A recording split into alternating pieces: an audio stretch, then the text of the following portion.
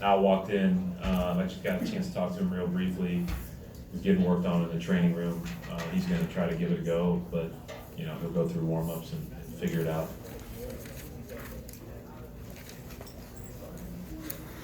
Brad, what do you think this season's been like for Terry Rozier, and has he lived up to your expectations?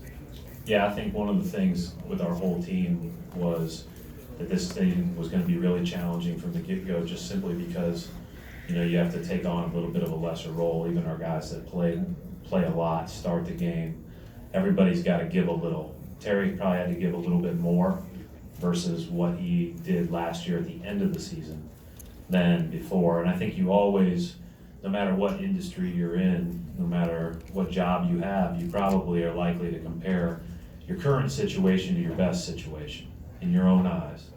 And I think that's a challenge to adjust to. And I think Terry's handled it really well. It hasn't been easy. He's a tremendous worker. He's a tremendous competitor. That being said, he's also been a tremendous teammate. And I would think that most guys would reiterate, he doesn't, he's an honest guy, but most guys would tell you, like, he's done everything he can to make this thing work, and we appreciate him for it.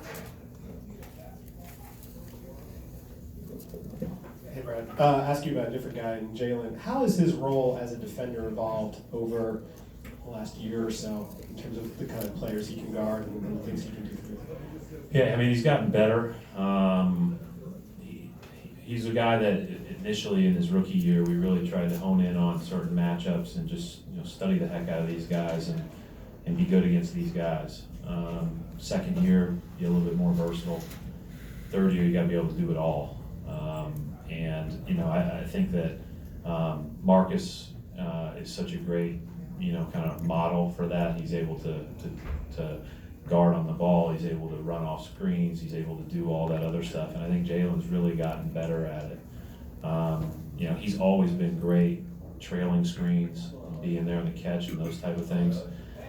Where we've seen big improvement is in directing and pick and rolls and making the ball handler more uncomfortable. You go back to his first year in the playoffs, and that was where he had to improve, and he's worked really hard on it.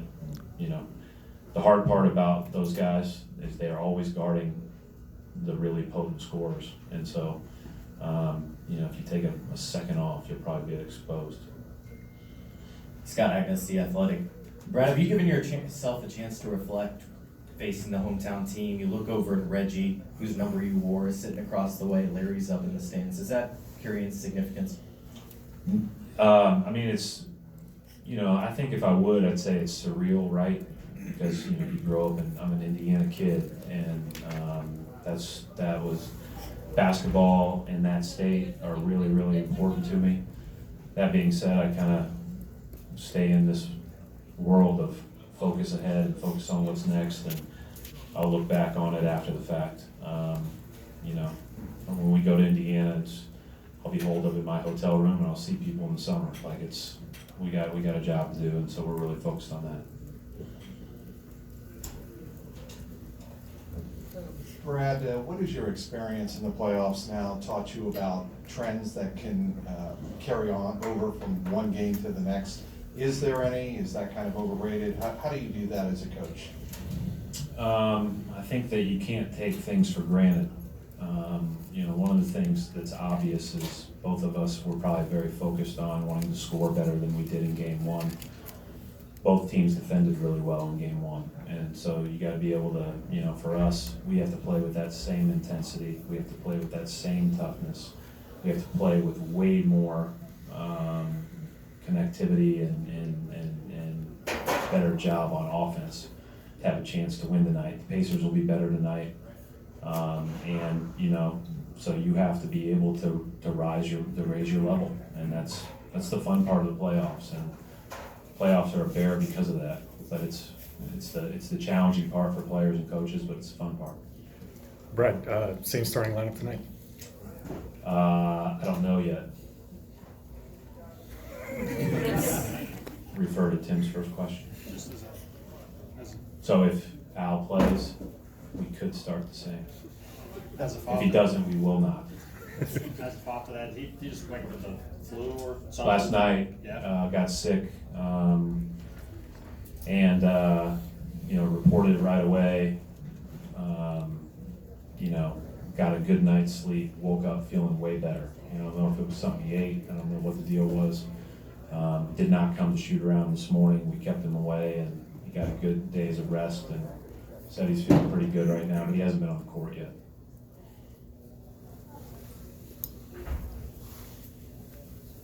Just curious, Brad, what extent do you tell your players to report that they're sick?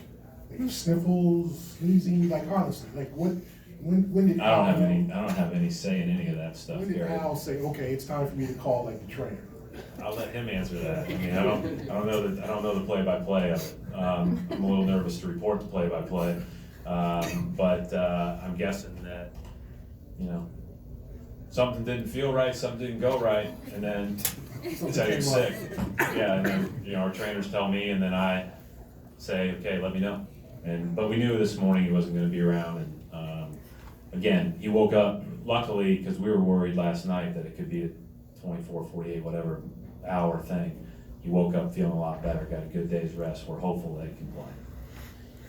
Thank you, Brad. Thank you. I think that's the last one. Can I follow up on that, actually?